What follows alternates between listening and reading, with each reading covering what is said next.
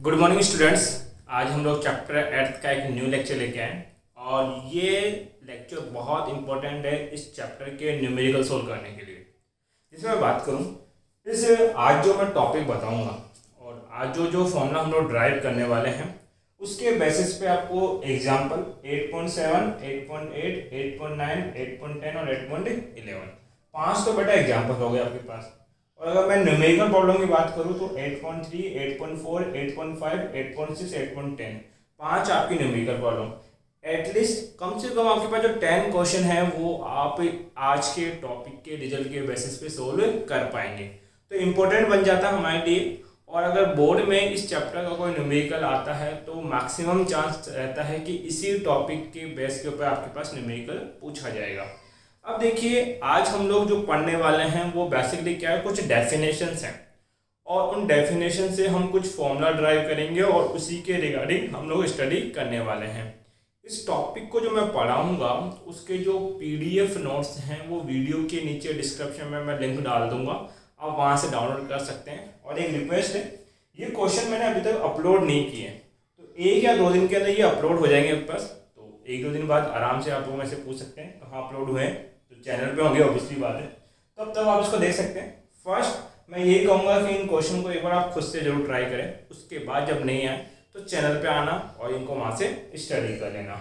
अब जैसे कि हमारा जो मोटिव है बेटा बेसिकली क्या है, कुछ डेफिनेशंस है और हमें बेसिकली 3 टाइप के डेफिनेशन या 3 डेफिनेशन मैं बोलूँ यहाँ हमें स्टडी करने हैं। जो पहला डेफिनेशन है वो है बेटा इंटेंसिटी ऑफ मैग्नेटाइजेशन। अब इंटेंसिटी ऑफ मैग्नेटाइजेशन को समझे उससे पहले हमें किसी भी मैग्नेटिक सप्लीमेंट या मैग्नेटिक सब्सटेंस की क्या प्रॉपर्टीज होती है उसको याद रखना जरूरी है।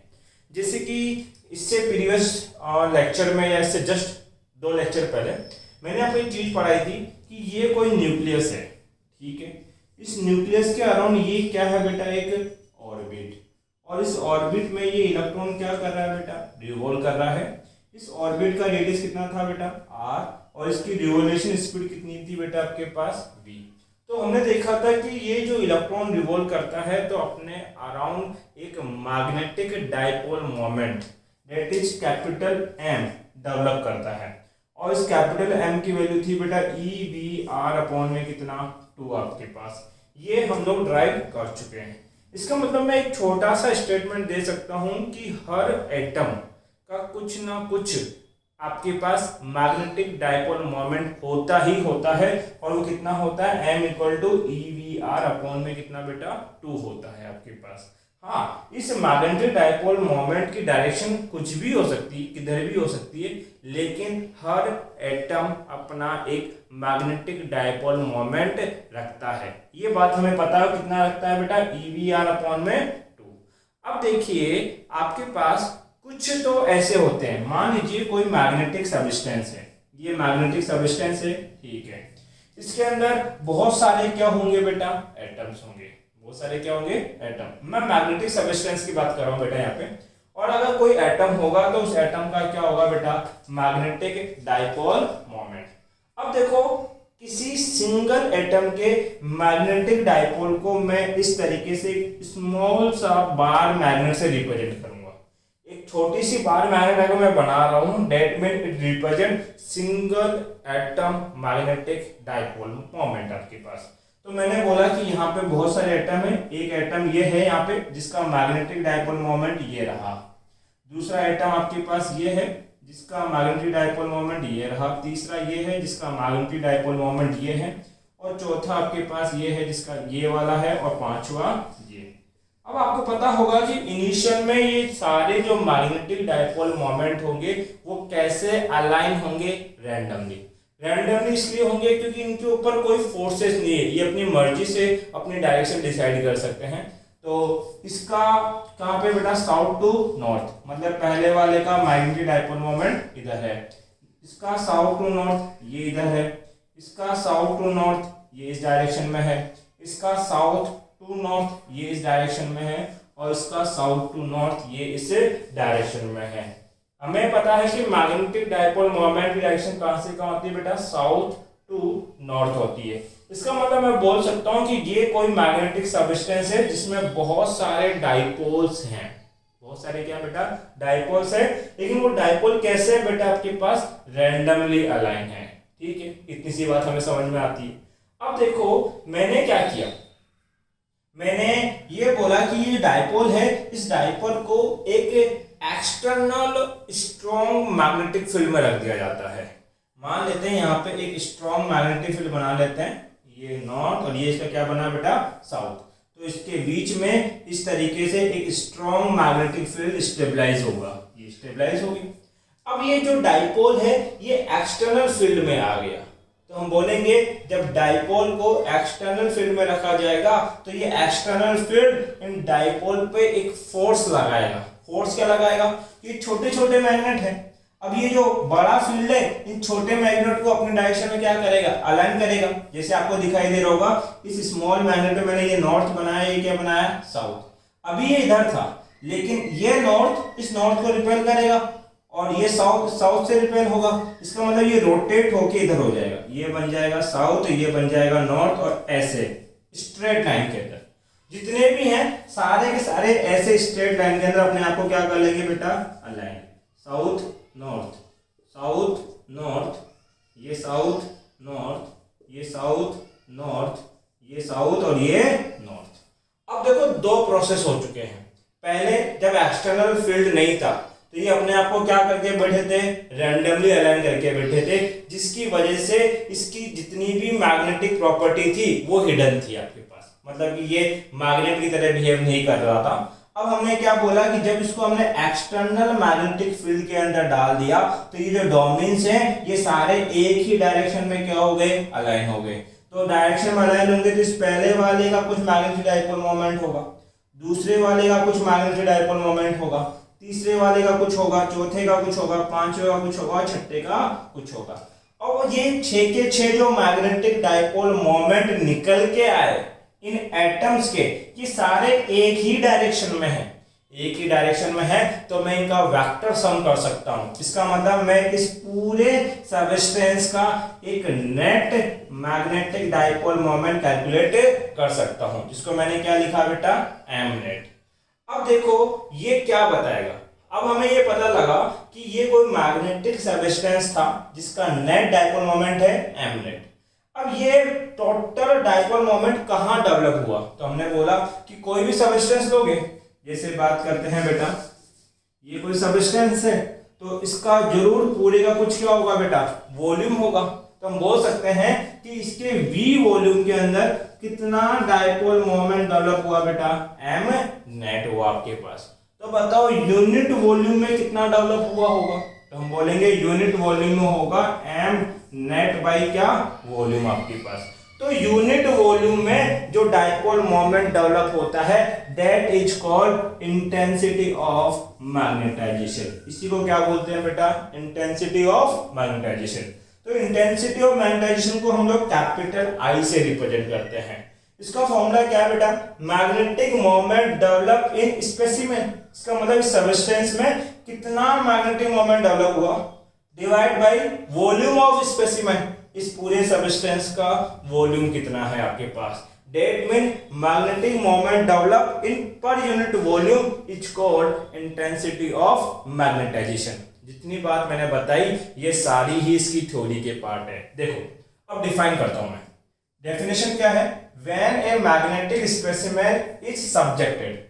जब आपके पास कोई मैग्नेटिक सब्सटेंस होगा उसको रखेंगे कहां पे, टू मैग्नेटाइजिंग फील्ड, किसी फील्ड के अंदर आपके पास, it atomic dipole are partially, या तो क्या हो गए इसके जो ये एटॉमिक डाइपोल हैं, अगर ये बाहर वाला फील्ड थोड़ा वीक हुआ, थोड़ा सा क्या हुआ बेटा, वीक हुआ, तो ये कुछ तो अलाइन होंगे कुछ नहीं हो पाएंगे। और अगर बाहर वाला फील्ड स्ट्रॉन्ग हुआ तो इनको सबको एक ही डायरेक्शन में क्या होना पड़ेगा बेटा, अलाइन होना पड़ेगा आपके पास। तो हम बोलेंगे एटॉमिक डाइपोल आर पार्शियली और completely align and resultant magnetic moment is develop. जब ये पार्शियली या कंप्लीटली एक ही डायरेक्शन में क्या हो जाते हैं बेटा, अलाइन हो जाते हैं, तो इनका एक रिजल्टेंट डाइपोल मोमेंट डेवलप होता है। अब हमने बोला the magnetic moment develop in per unit volume इसके पर यूनिट वॉल्यूम में जितना मैग्नेटिक मोमेंट डेवलप होगा is known as intensity of magnetization. इसका फॉर्मूला हमें पता है, आई इक्वल टू होता है magnetic moment develop in specimen divide by volume of specimen. Formula बना I equal to M net बोल दीजिए, या कई बार केवल कैपिटल एम से भी रिप्रेजेंट कर देते हैं। कैपिटल एम का मतलब है total magnetic moment of the specimen. I equal to M by V, इसको जब मैं वेक्टर फॉर्म में रिप्रेजेंट करूंगा तो मैं लिखूंगा आई वेक्टर इक्वल टू कितना बेटा, एम वेक्टर अपॉन में क्या, वी। इसका मतलब हम बोलेंगे कि जो इंटेंसिटी ऑफ मैग्नेटाइजेशन है और जो मैग्नेटिक डाइपोल मोमेंट है, ये दोनों वेक्टर क्वांटिटी है और दोनों का डायरेक्शन क्या होता है बेटा, सेम। अब आपको पता है कि मैग्नेटिक डाइपोल मोमेंट का डायरेक्शन कहां से कहां होता है बेटा, साउथ टू नॉर्थ। तो हम बोलेंगे इंटेंसिटी ऑफ मैग्नेटाइजेशन, ये जो आई है ये कैसी क्वांटिटी है, वेक्टर क्वांटिटी है, और इसका जो डायरेक्शन होगा वो होगा बेटा साउथ टू नॉर्थ। एक और चीज जो आपको इंपॉर्टेंट याद रखनी है वो है इसका बेटा यूनिट। तो यूनिट कैसे याद रखेंगे सर, डाइपोल मोमेंट का हमें पता है कितना होता है, ampere metre square upon volume का क्या होता है बेटा, मीटर क्यूब। आपके पास ये कट कर दोगे तो आपके पास यूनिट आएगा एम्पियर पर मीटर। तो आपके पास इंटेंसिटी ऑफ मैग्नेटाइजेशन का जो ऐसा यूनिट होता है वो क्या होता है बेटा, एम्पियर पर मीटर। एक बार आप इसका स्क्रीनशॉट ले लें बेटा।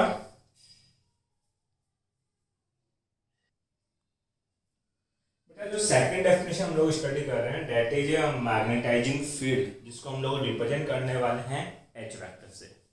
देखो मैग्नेटाइजिंग फील्ड और मैग्नेटिक फील्ड में एक छोटा सा डिफरेंस है, वो डिफरेंस समझा देता हूँ।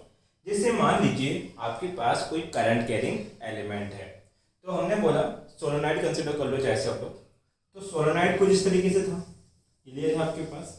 और अगर सोलेनॉइड का आप फ्रंट व्यू देखोगे, मतलब आप अगर यहाँ से सीन करोगे तो फिर ये सोलेनॉइड आपको कुछ इस तरीके से दिखाई देगा, जिसके पीछे बहुत सारे क्या है बेटा, टर्न्स हैं। ठीक है, हमने बोला ये सोलेनॉइड है, इस सोलेनॉइड की टर्न डेंसिटी कितनी है बेटा, स्मॉल एन। और ये सबको पता होगा कि टर्न डेंसिटी का मतलब है कि number of turns in per unit length, date is कितना बेटा, एन बाई एल। एन क्या है, टोटल टर्न्स, और एल क्या है बेटा, लेंथ ऑफ सोलेनॉइड आपके पास। तो हमने बोला ये क्या है, टर्न डेंसिटी। अब देखिए यहाँ पे अगर बात की जाए, हमने बोला कि सोलेनॉइड में कुछ करंट फ्लो हो रहा है, डेट इज आई। और ये आई इसमें क्या है बेटा, एक्चुअल करंट है जो रियलिटी के अंदर इसके पास फ्लो हो रहा है। ठीक है, अब ध्यान दीजिए, आपको ये सबको पता है कि जो मैग्नेटिक फील्ड है वो इस बात पे डिपेंड करता है कि कितना अमाउंट ऑफ करंट फ्लो हुआ। ठीक है, और दूसरा इस बात पे भी डिपेंड करेगा कि मैग्नेटिक फील्ड लेंथ कितनी क्लोज है आपके पास। क्योंकि मैग्नेटिक फील्ड लेंथ जितनी क्लोज होगी हम बोलेंगे मैग्नेटिक फील्ड उतना ज़्यादा हायर होगा, और मैग्नेटिक फील्ड लेंथ अगर दूर दूर होती जाएगी तो जो मैग्नेटिक फील्ड है वो क्या होता जाएगा बेटा, वीक होता जाएगा। तो हमने बोला कि यहाँ पर जो टोटल करंट है वो कितना होगा, तो सर टोटल करंट होगा आपके पास स्मॉल एन आई। आपके पास टोटल करंट कितनी होगी बेटा, स्मॉल एन आई। यहाँ पे तो क्योंकि हम लोग क्या बोलेंगे आपके पास कि आई करंट तो सिंगल लूप में है, और यहाँ पर लूप डेंसिटी या टर्न डेंसिटी कितनी है, स्मॉल एन। तो इस सोलेनॉइड की टोटल करंट कितनी होगी बेटा, एन आई। अब ये सबको पता है कि जो मैग्नेटिक फील्ड होता है वो इस करंट की वैल्यू के डायरेक्टली क्या होता है, प्रोपोर्शनल। जितना ज्यादा अमाउंट में करंट उतना ज्यादा क्या डेवलप होगा बेटा, मैग्नेटिक फील्ड। तो हम बोलेंगे कि वो फील्ड कितना होगा, वो होगा H इक्वल टू कितना बेटा, एन आई। देखो दो चीजें होती हैं, अगर आप लोग ये कोई सोलेनॉइड हम लोग कंसिडर कर रहे हैं फ्रंट व्यू से, और इस वायर के बहुत क्लोज, इस वायर के बहुत क्लोज अगर आप लोग क्या कंसिडर करते हो बेटा, मैग्नेटिक फील्ड कैलकुलेट करते हो, तो उस मैग्नेटिक फील्ड को बोला जाएगा मैग्नेटाइजिंग फील्ड। किसको बेटा, मैग्नेटाइजिंग फील्ड, जिसके अंदर आपके पास जो हम बात करें रियल करंट का इंपैक्ट आपको दिखाई दे। तो मैग्नेटिक फील्ड और मैग्नेटाइजिंग फील्ड में कोई ज्यादा डिफरेंस नहीं है। जब हम लोग मैग्नेटाइजिंग फील्ड की बात करते हैं तो बहुत क्लोज हम लोग एक पॉइंट कंसीडर कर लेंगे कि जो केवल इस एक्चुअल करंट पे डिपेंड करता है, that is called magnetizing field. But अगर मैं मैग्नेटिक फील्ड की बात करूं तो हम बोलेंगे कि मान लीजिए इस पॉइंट पे कैलकुलेट कर रहे हैं, तो इतने से पार्ट में कौन आ गया बेटा, वैक्यूम आ गया। कौन आ गया, वैक्यूम आपके पास। अगर वैक्यूम हम लोग कंसिडर कर लेंगे तो इसका मतलब मीडियम इनबिल्ट हो गया, और अगर मीडियम इनबिल्ट हो गया तो आप बोलेंगे सोलेनॉइड का मैग्नेटिक फील्ड होगा, और वो कितना होगा बेटा, म्यू नॉट एंड आई आपके पास। जब वैक्यूम की परमेएबिलिटी इंक्लूड हो जाए तब तो वो क्या बन जाता है बेटा, मैग्नेटिक फील्ड। और अगर हम लोग मीडियम को इंक्लूड ना करें और केवल एक्चुअल करंट की वजह से फील्ड को बात करें तो उस फील्ड को क्या बोला जाता है बेटा, मैग्नेटाइजिंग फील्ड। बस एक छोटा सा डिफरेंस आपको दोनों में याद रखना है कि अगर मीडियम इंक्लूड हो गया तो क्या बोल देंगे, मैग्नेटिक फील्ड बोल देंगे, और अगर केवल एक्चुअल करंट की वजह से कोई फील्ड है तो उस फील्ड को क्या बोला जाएगा बेटा, मैग्नेटाइजिंग फील्ड। तो देखो डेफिनेशन यही है, part of magnetic induction setup, मतलब कि आपके पास एक सेटअप है जिससे आप मैग्नेटिक फील्ड इंड्यूस करने वाले हैं, जो कि कहां पे हो, वैक्यूम में, which is due to actual external current, जो आपके पास डेवलप तो होगा लेकिन केवल और केवल किस पे डिपेंड करता हो बेटा, एक्चुअल एक्सटर्नल करंट पे डिपेंड करता हो, is known as magnetizing field. उसको क्या बोलते हैं बेटा, मैग्नेटाइजिंग फील्ड। तो एक्सटर्नल करंट कितनी थी, Ni, और इसके डायरेक्टली प्रोपोर्शनल टू होगा, इसलिए हम बोल देंगे मैग्नेटाइजिंग फील्ड का फॉर्मूला बन जाएगा H = Ni। और ध्यान रखना यहाँ पे I जो है वो किसको रिप्रेजेंट कर रहा है बेटा, आपके पास साइड में लिख देता हूं मैं, I रिप्रेजेंट कर रहा है करंट को। कंफ्यूज मत होना, जो पहले हमने मैग्नेटिक फील्ड इंटेंसिटी पढ़ी थी वो आपके पास P♯I था, ठीक है, तो वहां पे वो इंटेंसिटी को रिप्रेजेंट करता है, और यहाँ पे I किसको रिप्रेजेंट करता है बेटा, करंट को रिप्रेजेंट करता है, ठीक है। इतनी सी बात समझ में आती है हमें। अब इस मैग्नेटाइजिंग फील्ड को और क्या दूसरा डेफिनेशन हम लोग दे सकते हैं, उस पर हम लोग ध्यान देंगे बेटा, तो थोड़ा सा फोकस करें। आपने अभी एक फॉर्मूला पढ़ा है कि H = कितना होता है बेटा, Ni आपके पास। ये सोलेनॉइड है तो सोलेनॉइड का मैग्नेटिक फील्ड कितना होगा, B0 होगा म्यू नॉट ऑफ Ni। मैं नॉट इसलिए लगा रहा हूं ताकि मैं ये बता सकूं कि यहाँ पे जो मीडियम है इनसाइड वो कौन है, वैक्यूम आपके पास। अब ये जो Ni है इसको क्या लिख सकते हैं बेटा हम लोग, मैग्नेटाइजिंग फील्ड लिख सकते हैं। तो बताइए B0 क्या बन जाएगा, म्यू नॉट ऑफ H, तो H का फॉर्मूला क्या बन जाएगा, B0/म्यू नॉट। अब हम जो मैग्नेटाइजिंग फील्ड की डेफिनेशन देने वाले हैं वो इस फॉर्मूले के बेस के ऊपर देंगे। डेट मीन आप मैग्नेटाइजिंग फील्ड को कैसे डिफाइन कर सकते हैं, मैग्नेटिक इंडक्शन, B0 को क्या बोलते हैं, या तो मैग्नेटिक इंडक्शन या क्या बोलते हैं, मैग्नेटिक फील्ड, टू रेशियो किसका बेटा के पास, मैग्नेटिक परमेएबिलिटी किसकी, वैक्यूम का। तो मैग्नेटिक इंडक्शन इन वैक्यूम और परमेएबिलिटी ऑफ द वैक्यूम, इन दोनों का जो रेशियो होगा that ratio is called magnetizing field. तो देखो if B0 is magnetic induction, induction से परेशान नहीं होना, मैग्नेटिक इंडक्शन का मतलब है मैग्नेटिक फील्ड की आपके पास। तो if B0 is magnetic induction, कहां का, इन वैक्यूम, एंड म्यू0 is magnetic permeability of vacuum, the ratio of B0 to म्यू0 is known as magnetizing field. तो B0 और म्यू0 का जो रेशियो है उस रेशियो को क्या बोला जाता है बेटा, मैग्नेटाइजिंग फील्ड आपके पास बोला जाता है। तो हमने कितनी बातें सीखी बेटा, आपके पास दो टर्म हम लोग सीख चुके हैं। यहां से इसके बेटा यूनिट इंपॉर्टेंट है, तो यूनिट क्या बनाएंगे उस पर ध्यान दें। तो सबसे पहले हम बात करते हैं यूनिट के बारे में। तो देखिए आपने क्या पढ़ा, कितना, H कितना होता है, B0/म्यू0, या यूनिट तो मैं इससे भी बना सकता हूं, H क्या बनेगा बेटा, Ni। N क्या है, turn density, but N/L of क्या, I। अब अगर यूनिट बनाऊं तो करंट का यूनिट क्या बनेगा बेटा, एम्पियर, और लेंथ का यूनिट क्या हो जाएगा बेटा, मीटर। तो इसका जो ऐसा यूनिट होता है वो क्या होता है बेटा, एम्पियर/मीटर। यही यूनिट आप इस फॉर्मूले से भी निकाल सकते हो। ये कैसे निकालेंगे बेटा, आपके पास ध्यान दो सर, H कितना है, B0 में क्या, म्यू0, ठीक है। B0 क्या है, मैग्नेटिक इंडक्शन या मैग्नेटिक फील्ड, इसका यूनिट बनेगा टेस्ला। अब म्यू0 का यूनिट पता है क्या, नहीं पता, तो ऐसा करो, बायो सावर्ट का लॉ तो पता ही होगा सर, B इक्वल टू था म्यू नॉट अपॉन में 4 पाई dl साइन थीटा अपॉन में क्या बेटा r स्क्वायर। यहाँ से मैं म्यू नॉट का अगर यूनिट बनाऊंगा तो म्यू नॉट इक्वल टू बन जाएगा b 4 pi r square I dl sine theta. Magnetic field का यूनिट क्या बेटा, टेस्ला आपके पास। 4 पाई यूनिट ऐसे, r स्क्वायर का यूनिट हो गया मीटर स्क्वायर अपॉन करंट का हो गया एम्पियर, लेंथ का हो गया मीटर और साइन थीटा यूनिट ऐसे, ये मीटर से मीटर कट गया तो टेस्ला मीटर पर एम्पियर।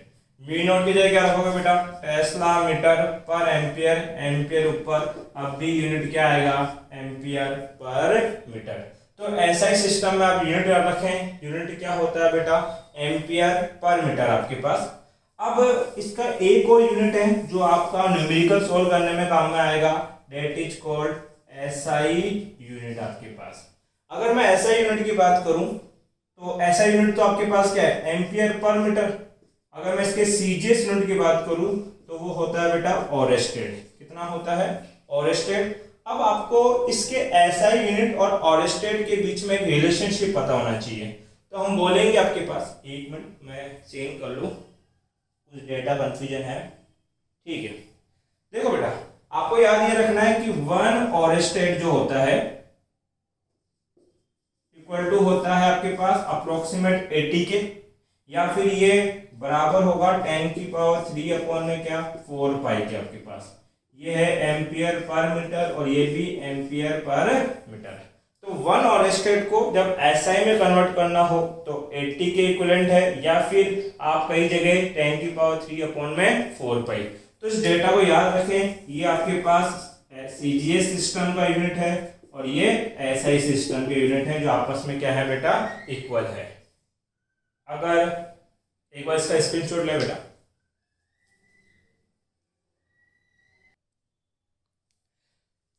नेक्स्ट डेफिनेशन जो बेटा हम लोग पढ़ रहे हैं दैट इज मैग्नेटिक सस्टेबिलिटी।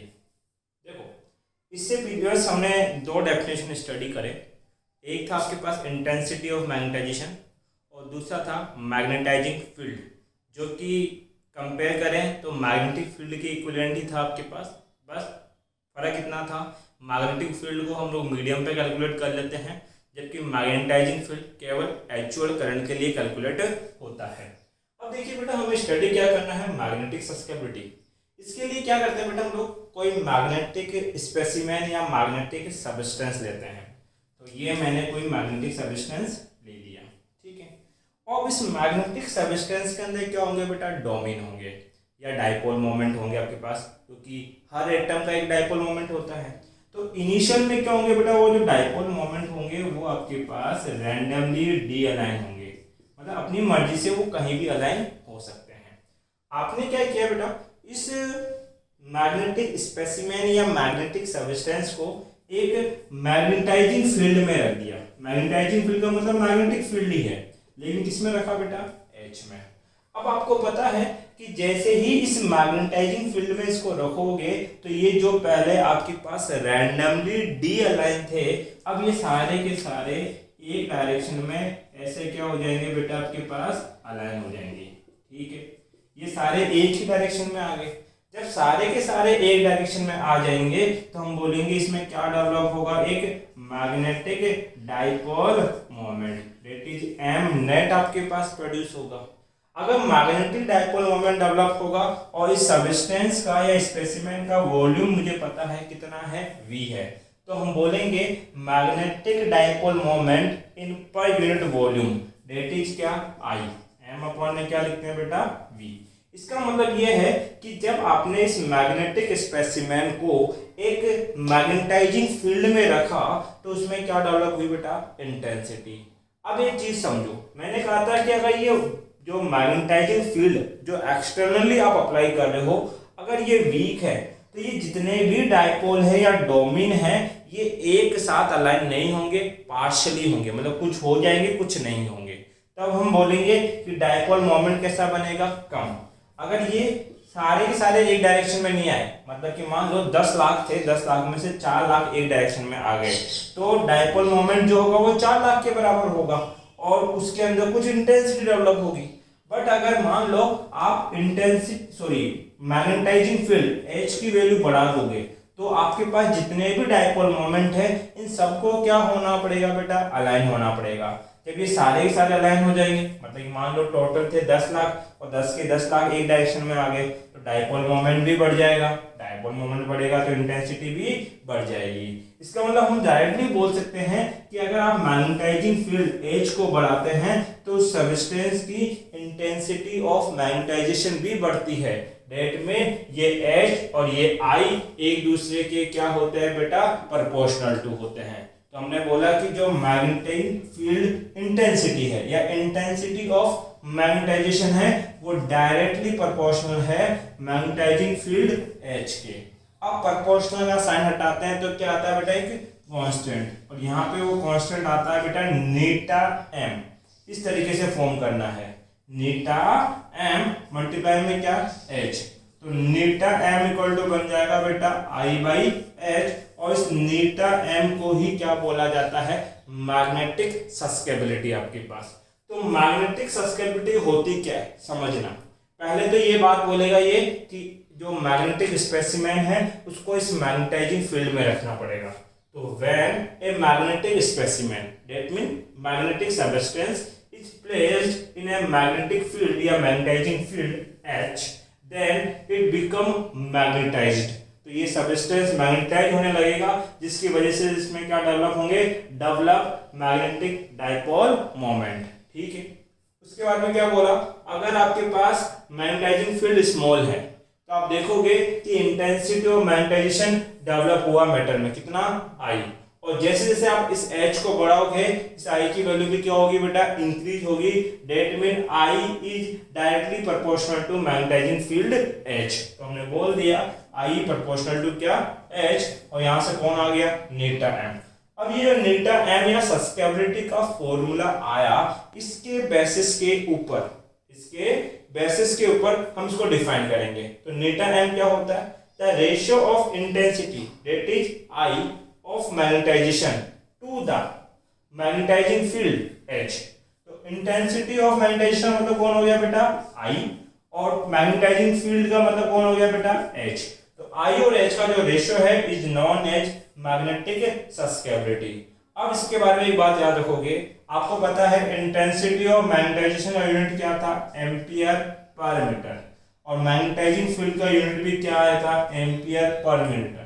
तो एम्पियर पर मीटर से ampere per metre cancel out हो गया, तो हम बोलेंगे ये जो नीटा m मैग्नेटिक सस्केबिलिटी है ये कैसी क्वांटिटी है बेटा, आपके पास एक यूनिट लेस क्वांटिटी आपके पास है और स्केलर फॉर्म में आपको मिलती है।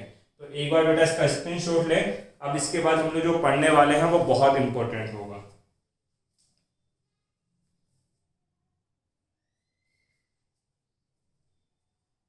देखो बेटा, जो नेक्स्ट टॉपिक है that is relation between different magnetic quantities. ध्यान दीजिए, अभी इस लेक्चर में जितना हमने पढ़ा उन सबको आपस में हम क्या करने वाले हैं बेटा, रिलेट करने वाले हैं। तो साइड में एक बार लिख देता हूँ मैंने क्या क्या पढ़ा है। आपने पढ़ा इंटेंसिटी ऑफ मैग्नेटाइजेशन, वो क्या होता है बेटा, I equal to m upon में v होता है आपके पास।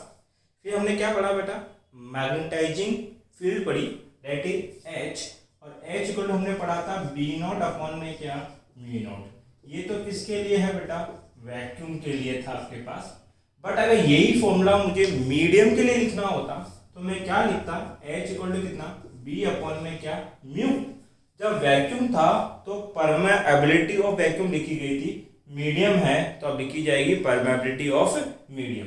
ये किसके लिए फॉर्मूला है बेटा, मीडियम के लिए आपके पास है। ठीक है, नेक्स्ट हम की बात करते हैं। हमने क्या पढ़ी है बेटा, सस्केबिलिटी। और सस्केबिलिटी क्या थी, नीटा m इक्वल टू लिखा गया था I बाई क्या बेटा आपके पास, H। अब उसके बाद हम बात करें, आपने एक फॉर्मूला और पढ़ा है दैट इज रिलेटिव परमेबिलिटी, जिसको हम किससे रिप्रेजेंट करते हैं, म्यू आर से, और वो होगा म्यू अपॉन में कितना बेटा आपके पास, म्यू नॉट। अब मेरे पास ये कुछ फॉर्मूलाज हैं इन सबको मैं आपस में रिलेट करने वाला हूँ और जितने भी फॉर्मूला मैं बॉक्स में बनाऊंगा उन सभी फॉर्मूला से कोई ना कोई न्यूमेरिकल या एग्जाम्पल जरूर सोल्व होगा। अब देखिए इनके बीच में रिलेशनशिप स्टेबलाइज करने के लिए मैंने कुछ कंसिडरेशन करना पड़ेगा। कंसिडरेशन ये है कि मान लीजिए आपके पास कोई मैग्नेटिक स्पेसिमेन है या कोई मैग्नेटिक सबस्टेंस है। इस मैग्नेटिक सबस्टेंस के ऊपर एक सोलेनॉइड बनाई गई है। ये हमने एक सोलेनॉइड ड्रॉ कर ली। अब इस सोलेनॉइड में कुछ करंट फ्लो हो रही, that is small I current आपके पास फ्लो हो रहा है।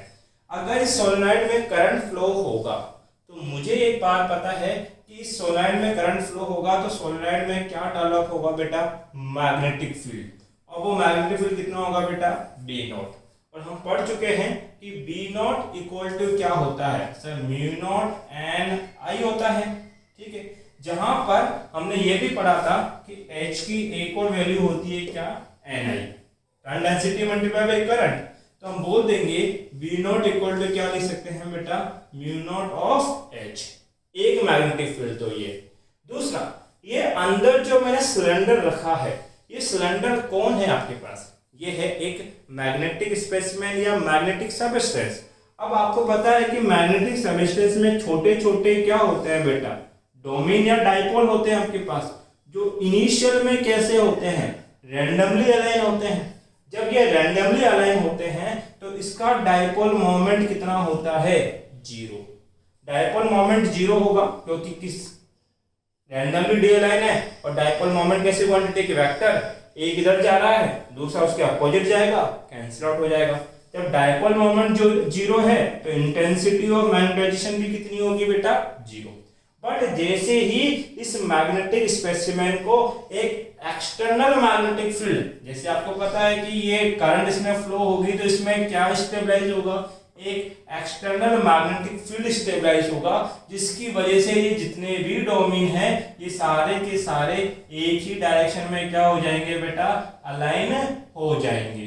जब ये सारे के सारे एक ही डायरेक्शन में अलाइन होंगे तो इनके अंदर कुछ इंटेंसिटी भी डेवलप होगी, आई। अब हमने बोला कि ये कोई मैग्नेटिक सबस्टेंस है और ये सारे के सारे एक ही डायरेक्शन में हैं। जब सारे एक ही डायरेक्शन में होंगे तो इंटेंसिटी ऑफ मैग्नेटाइजेशन आएगा, जिसकी वजह से इस खुद के सबस्टेंस का एक सेल्फ मैग्नेटिक फील्ड भी डेवलप होगा। भाई अगर ये इसके सारे डोमेन एक ही डायरेक्शन में है मतलब ये भी अपने आप में एक मैग्नेट की तरह बिहेव करने लगेगा, और जब अपने आप में एक मैग्नेट बन जाएगा तो इसका खुद का मैग्नेटिक फील्ड भी होगा। तो हमने बोला कि ये जो अंदर हमने स्पेसिमेन रखा है इसका मैग्नेटिक फील्ड कितना है, V1। और ये मैग्नेटिक फील्ड इस बात पे डिपेंड करेगा कि इसमें कितनी intensity of magnetisation I. Intensity of magnetization मतलब जितनी ज्यादा आई आएगा, आई इक्वल टू क्या होता है, m अपॉन में v। जितने ज्यादा डाइपोल मोमेंट सीधे होंगे एक डायरेक्शन में आएंगे उतनी ज्यादा इंटेंसिटी बनेगी। जितनी ज्यादा इंटेंसिटी फॉर्म होगी उतना ज्यादा इसका मैग्नेटाइजिंग फील्ड आएगा आपके पास या मैग्नेटिक फील्ड आएगा। तो हम बोल पाएंगे कि B1 जो है वो डायरेक्टली प्रोपोर्शनल टू होगा इंटेंसिटी ऑफ मैग्नेटाइजेशन की। अब आपको पता है कि प्रोपोर्शनल का साइन हटाते हैं तो मैग्नेटिक फील्ड में कांस्टेंट कौन आएगा बेटा आपके पास, म्यू नॉट। अब हमने बोला कि ये एक अरेंजमेंट था जिसमें आपने एक मैग्नेटिक स्पेसिमेन लिया, उसके ऊपर सोलेनॉइड को बाउंड किया, तो due to the solenoid magnetic field कितना है, म्यू नॉट H। और इस स्पेसिमेन के अंदर मैग्नेटिक फील्ड कितना डेवलप हो गया, B1 इक्वल टू कितना बेटा आपके पास, म्यू नॉट I आपके पास डेवलप हो गया। अब ध्यान देना यहाँ पे टोटल कितने मैग्नेटिक फील्ड स्टेबलाइज हुए हैं, दो। एक तो ड्यू टू द करंट और एक ड्यू टू द आपके पास मैग्नेटिक सबस्टेंस। अब यहाँ पे हमें टोटल मैग्नेटिक फील्ड चाहिए तो हम नेट मैग्नेटिक फील्ड को डिटरमाइन करेंगे तो वो कितना होगा सर, वो होगा B और इक्वल टू क्या लिखा जाएगा, B0 प्लस B1। क्योंकि यहाँ पे टोटल कितने डेवलप हो रहे हैं, दो, दोनों का सम करोगे तो नेट कैलकुलेट हो जाएगा आपके पास। B इक्वल टू कितना, B0 की वैल्यू क्या है बेटा, mu naught of H plus B1 कितना है बेटा, mu naught of I। B as it is, mu naught को कॉमन ले लो, H प्लस ऑफ क्या लिखा जाएगा बेटा, I। अब ध्यान देना यहां से मैं H को भी कॉमन लेना चाहता हूं, तो एक तो ये फॉर्मूला आपको याद रखना है। दूसरा देखिए ये चीज है b इक्वल टू कितना mu naught h as it is plus i, इसको मैंने h से मल्टीप्लाई किया और h से क्या कर लिया डिवाइड, कोई फर्क नहीं पड़ेगा, h से h वापस कट भी हो सकता है, हम प्रीवियस स्टेज पे आ जाएंगे। लेकिन इससे एक फायदा हो गया कि h और ऊपर भी h है, h दोनों में क्या हो गया बेटा कॉमन, तो b इक्वल टू कितना हो जाएगा म्यू नॉट h कॉमन आ गया 1 प्लस i बाई h आपके पास रिमेन हो गया, h common i by h। अब ध्यान दो i बाई h को क्या लिख सकते हैं सब्सक्रिप्टिबिलिटी, तो b इक्वल टू हो जाएगा म्यू नॉट h 1 प्लस नीटा m। एक फॉर्मूला ये है जो हमें याद रखना है स्टेज में। अब ऐसा करो ये जो h है इसको अपॉन में लिया हो, तो b अपॉन में h इक्वल टू होता है म्यू नॉट 1 प्लस नीटा m। यहाँ देखिए हमने एक फॉर्मूला बना रखा है h equal to B upon mu, तो ऐसा करो म्यू को उधर भेज दो और h नीचे ले आओ, तो म्यू इक्वल टू हो जाएगा b बाई h। तो b बाई h को क्या लिख सकता हूँ बेटा मैं mu equal to mu naught 1 plus नीटा m। एक फॉर्मूला हमें ये ड्राइव करना है आपके पास। अब ऐसा करो ये जो म्यू नॉट है इसको अपॉन में ले आओ, तो हम क्या बोलेंगे म्यू अपॉन में म्यू नॉट 1 प्लस नीटा m आपके पास। म्यू अपॉन में म्यू नॉट को क्या बोलते हैं बेटा रिलेटिव परमेबिलिटी, तो इसको म्यू आर लिखेंगे तो इक्वल टू होगा 1 प्लस नीटा m। एक फॉर्मूला ये है। तो जितने भी मैंने आपके पास बॉक्स में फॉर्मूला डाले हैं हर एक फॉर्मूला से कोई ना कोई न्यूमेरिकल या एग्जाम्पल जरूर सोल्व होगा। तो हमने क्या किया बेटा डिफरेंट क्वांटिटी के बीच में क्या निकाला, एक रिलेशनशिप आपने ड्राइव किया है, ये अलग है ध्यान रखना। एक बार इसका स्क्रीनशॉट ले लें आप लोग, मैं हट जाता हूँ, ले लिया होगा। अब सुनिए, अगर इस टॉपिक से रिलेटेड आपका कोई डाउट रहता है तो आप मेरे से कमेंट बॉक्स में पूछ सकते हैं बेटा, और अगर ये वीडियो पसंद आए तो वीडियो को लाइक करें और मुझे बताएं कैसा लगा बेटा। Thank you.